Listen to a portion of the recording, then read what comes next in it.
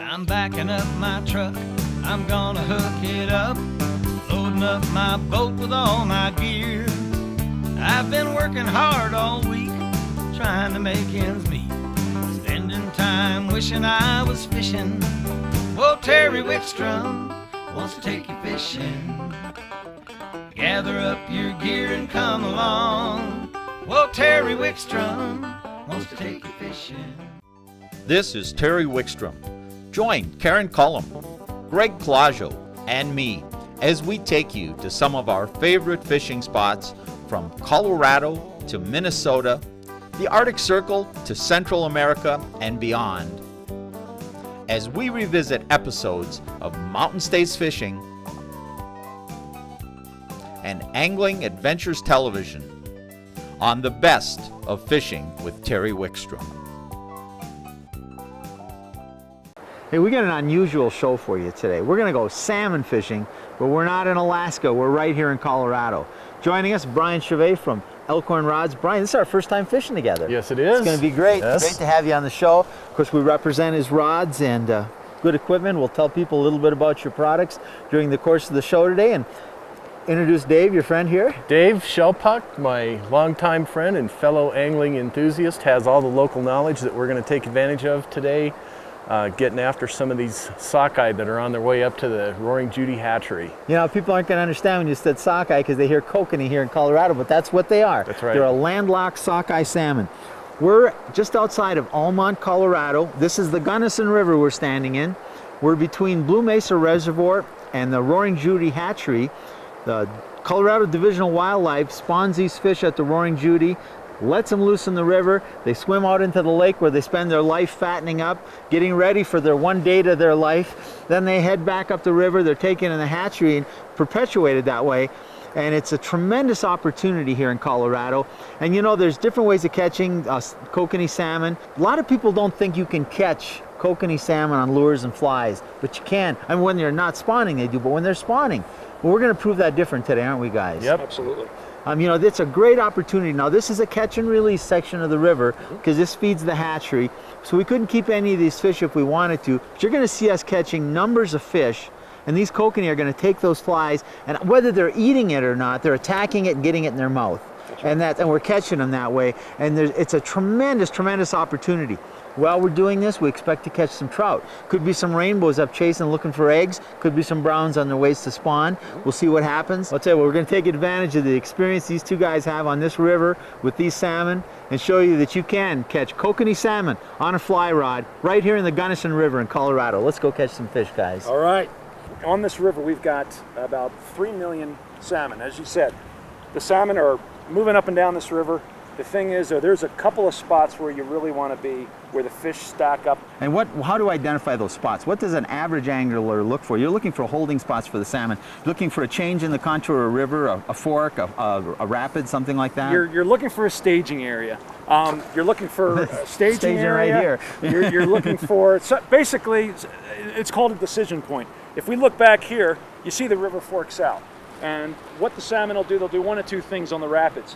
They'll stage here and basically wait until another school pushes them out, or they're just going to try to make a decision. Who knows how a fish thinks? Right. But what the idea here is, either I can go left or I can go right. And what we've got here is kind of a key staging point. You've got a rapids that's going to hold the fish back, and you've also got a decision point. But one thing I want to touch on before we start is, Brian, tell us a little bit about these rods we're using. Okay. Well, these are 6 and 7 weight rods. We're using weight forward. Elkhorn rods, by the way. Elkhorn rods and reels. We're using a weight forward floating line. And what we're doing here is we're going to be fishing everything subsurface. The fish are going to be holding down on the bottom. So we're going to use strike indicators and weights. The flies are not very sophisticated, but they're bright colored. And these fish are not feeding. They're going to take these flies out of frustration and aggression. They're done with their feeding and they're on their final journey up here to spawn. One of the things we really want to emphasize today too is that these fish are going to eat these flies. Now, they're not necessarily eating, they're probably attacking them or mouthing them for some reason, but we're going to be out here catching kokanee salmon spawning on flies, and it can be done on lures too. You don't have to snag them. You can get out and it's so much more fun to hook them in a sporting method and catch them. I just love this. That's right. And so many people think you can't catch them like this, and I'm excited. Well, the funny thing is, Terry, we were talking about, you go to Alaska, and even in Alaska, a lot of the guides will tell you, well, you can't catch them on a fly. You know, you drag it through the mouth. And what we're going to hopefully show today is actually a salmon take the fly. They'll do it, and it's really exciting. They will. So let's get out there, catch some salmon, and show these people Kokanee salmon fishing just outside Almont, Colorado, the Gunnison River. It's September, the fish are spawning, and it's a Chamber of Commerce day. Excellent. All right, let's go.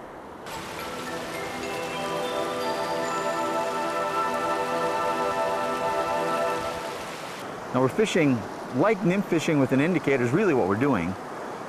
That's the flies are a little different than people would normally use in a situation like this. Although a San Juan worm on the top is one I commonly use when I nymph, but usually not a bright pink one. Right. You can detect the strike as much by the feel as you can by the strike indicator, because they're very subtle. There we go. Fish on? Nope. Yep. All right. Well, that took 3 casts. I don't know what your problem was. But we've been fishing for all of about 3 minutes, folks. Yep. Just shows you how much fun this can be and the kind of action you can see. We're kind of on a rock ledge, so you're going to have to play it. I don't think we can chase him from here. No. We'll get him back up here. Well, he's pulling, though. Yes. It's got all you want on a 6-way rod, That's doesn't right. it? Yep. He's done. There you Oh, go. what a good job with the net. Now, that's the kind of net job where I would have gone head first into the river. Well, I'd rather lay the fish across and then turn it sideways. Now, I see that's a unique technique. We've got all the barbs smashed down, and there's no point fishing with barbs. Now see, Brian, this guy hasn't been in the river for too long, Terry. The fresh fish are bright silver. This one isn't as deep a red yet. No, this guy's probably been in, for a little bit. They're such a unique looking fish. Yeah, they get these hooked jaws going, and they've got some crazy teeth, and their heads start to turn green, but they're plenty strong, and they're going up, what, another 20, 25 miles? They still got another 20 miles to go, and this one looks like it's going to be a male. He's got that kite going.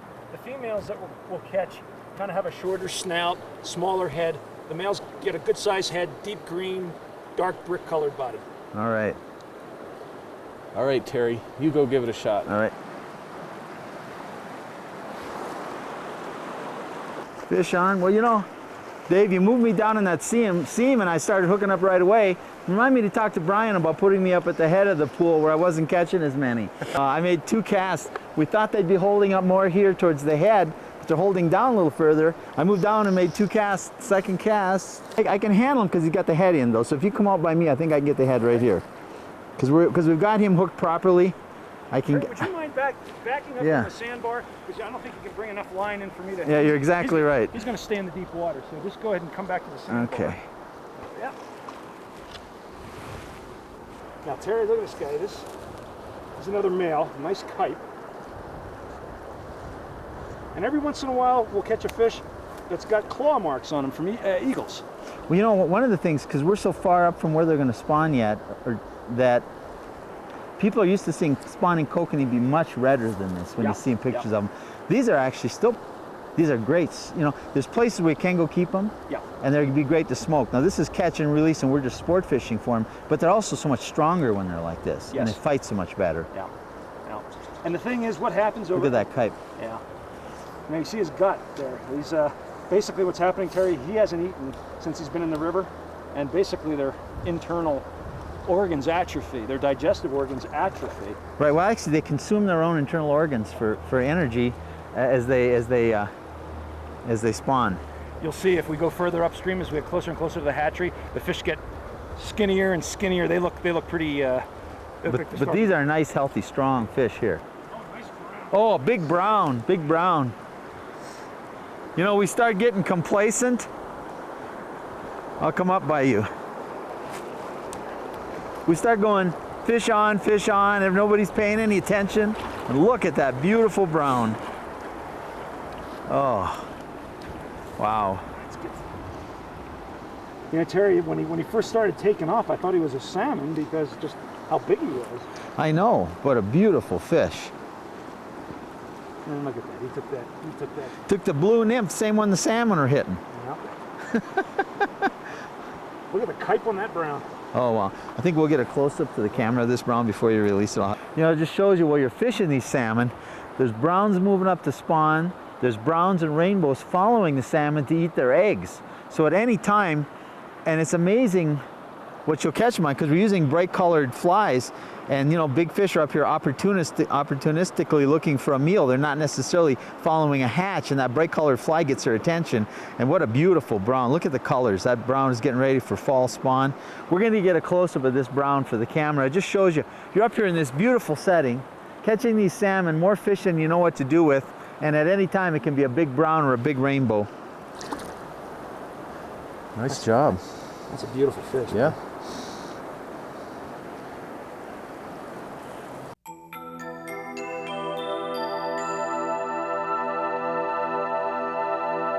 Tremendous. So we'll get you back out there to see how we were doing. But you know, Brian, we want to tell people, you know, about Elkhorn fly rods. You're located right in my backyard in Loveland, Colorado. You're a Colorado company.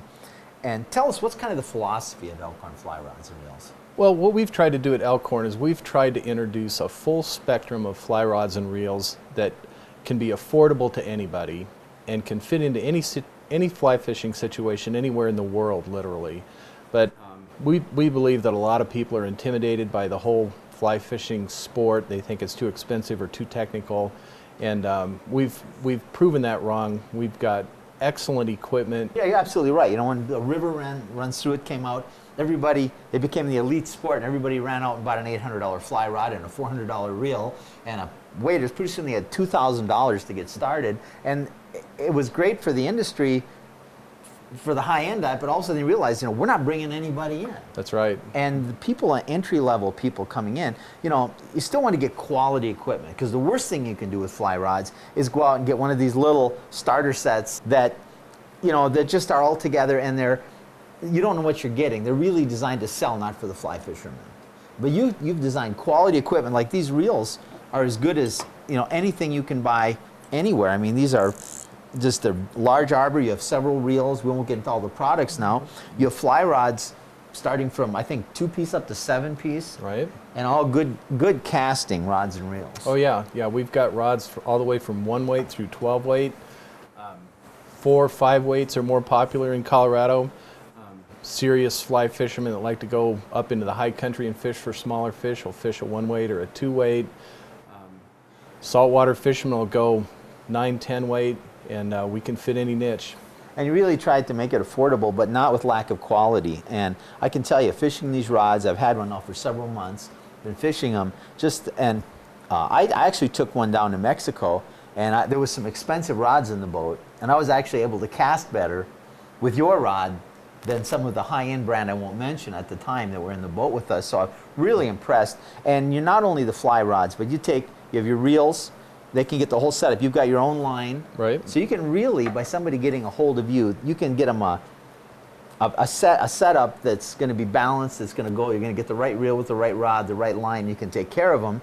Now you've got your shop right here in Loveland, Colorado. Right, yeah, we encourage people to come in and pick our brain, try and fill their needs for certain situations. If they tell us what they're interested in doing and what they're going to be fishing for, that's what we're here for. All of these rods that are set up here all have lines on them. They're all available as demos. They can go out and cast them, get a feel for them, and we're open, keep normal business hours here year-round. I'll tell you what, I want to tell people how to get a hold of you. So we're going to we've got a website. Right. It's elkhornflyrods.com. We'll put that right up here on the screen so you can read it. And we'll put that up. And again, we'll show it in the credits of the show. You're a sponsor now, so we're going to have that up. They'll see that during the commercial breaks, too. Bring that up. But the rods, in addition to your website and your store, they are available at dealers. In fact, one of your largest dealers is Sportsman's Warehouse. That's right. Recently, we started going into Sportsman's Warehouse. It's a great thing. People can actually go shake the rod and get a feel for them anytime they want. I'll tell you what, if you're really interested in if you're an experienced fly fisherman looking for another rod, or if you're interested in getting started fly fishing and you don't want to mortgage your house to do it, but get good quality equipment, go on the web, check out Elkhorn Fly Rods and Reels or Elkhorn Fly. elkhornflyrods.com.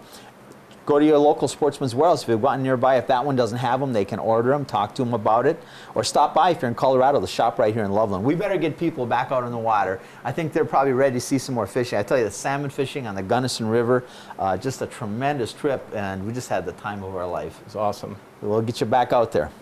Fish on. Oh, whatever. Dave was coming up, he's going, there's a hole here, let me show you where to cast. And I was finishing my drift, and as I was going to pick it up to let him show me, the rod bent double. You know, the problem here is you get no action at all. Boy, I tell you, look at how strong these fish are. This is a 6'7", Brian? Yeah.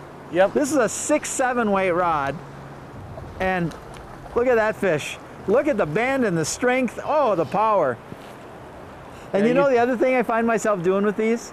Is if this was a big trout, I'd be making sure I'm sideways, playing the current, I do all the right things. You can have fun with these because if you lose one, there's another one coming in just a few minutes. I mean, you can develop some bad habits. There we go. Good job. Thank you, sir. This guy is very strong. Oh, is that a male or female?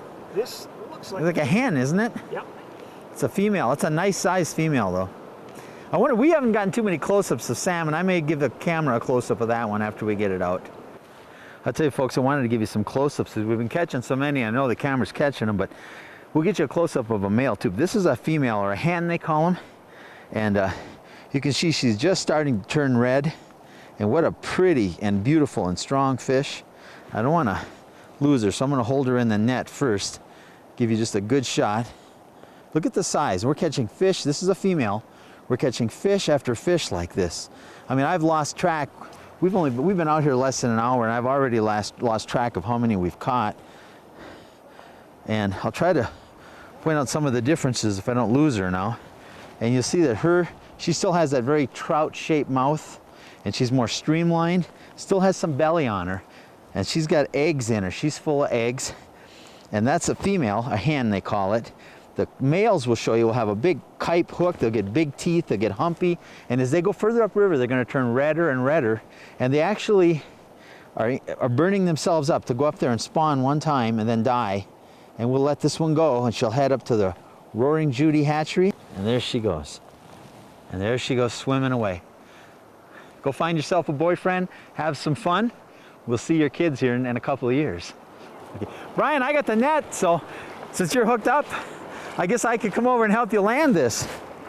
All right, get him. Oh, it's a nice male we can show the camera. Okay. Get him over here, nice job.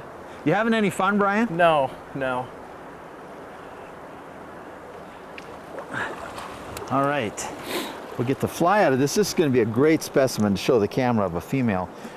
We just got done, of a male, I mean, we just got done showing him a hen. Uh-huh. We can show him the differences now. So why don't you come over to the camera and we'll talk about it a little bit. Let's see if we can get this out. I'm gonna hold it inside the net so we don't drop it the first time. And let's point out some of the features, and then we'll get it out of the net and show them. Okay. Because we've been catching so many of these, and I think we've been a little remiss about really pointing out. You see this one is turned, these will get just red. This one's darker than some of the other ones. These are gonna get redder and redder, and the head will stay this green color. This is a male. The last one we showed you a close-up was a hen. But if you can see this big kype jaw and teeth. Real sharp teeth. Real sharp teeth. Now they don't have these teeth when you're catching them in the lake before they spawn. Their head's not even the same shape. No, it's more shaped like a rainbow trout. Right. And they change within just a matter of a few weeks to look like this, from being a silver fish that looks just like a silver rainbow trout to a fish that looks like this. And you see they get the hump shape, and he's going up there, and it's just the teeth, and those are all made for the rigors and fighting of the spawning act, you know. And Who's bigger? See, this one hasn't started to turn as much yet. Well, that's Looks probably like a female. yeah, that's a female. Look at the difference. We showed you a bigger female. I just showed him a big female. We don't need that stinking little fish of yours. Stink on! But look, I mean, let's get this one out too. Go find yourself a girlfriend and have your date of a lifetime, because you only get one date. There he goes.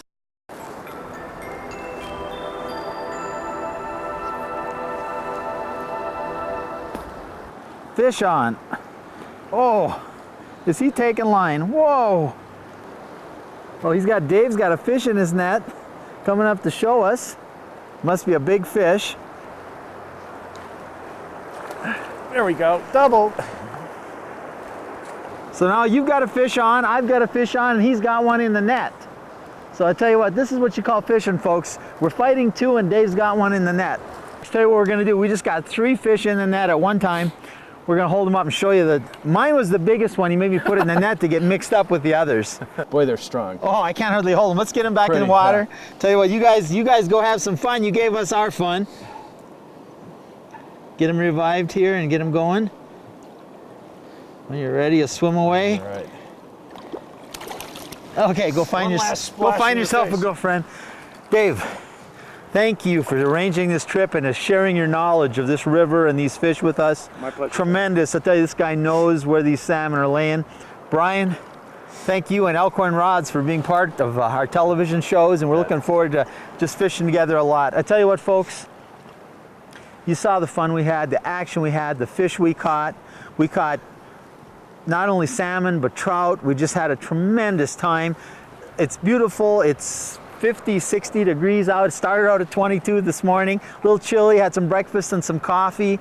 Came down here. I can't even begin to count the number of fish we caught, the fun we had, the fight. Your arms get tired. It's a good kind of tired though, Terry. It really is. I tell you what, if you live anywhere where kokanee salmon are stocked in a river near you and run up to spawn, or if they naturally spawn or are spawned in a hatchery, don't believe you can't catch them on a fly. Go down there, get your fly rod out. We showed you how to do it. Catch these fish, have some fun. Join us next week on Mountain States Fishing. So we stayed at Three Rivers, is that right? Three Rivers Lodge in Almont. They do outfitting out of there. Let me tell you folks, what a great place. We called them up, said we're coming out to film. They provided our accommodations for us. Didn't guide us this time, although they have a full outfitting service there. Full service fly shop right on the premises. And what a great place to stay. Cabins, they have cabins there. They have RV spaces, and we actually stayed in the lodge. What are the cabins like? Cabins are great, Terry. They got these old little cabins, and each one's named after a fly, like the Royal Coachman and the Pink Lady. And so they're old log and chinking cabins. We stayed in the lodge this time. Rooms are very modern. They had a kitchenette with a coffee pot, microwave, refrigerator, and just very clean, modern accommodations and great people. Want to say thank you to Three Rivers Lodge in Almont for providing the accommodations for this show.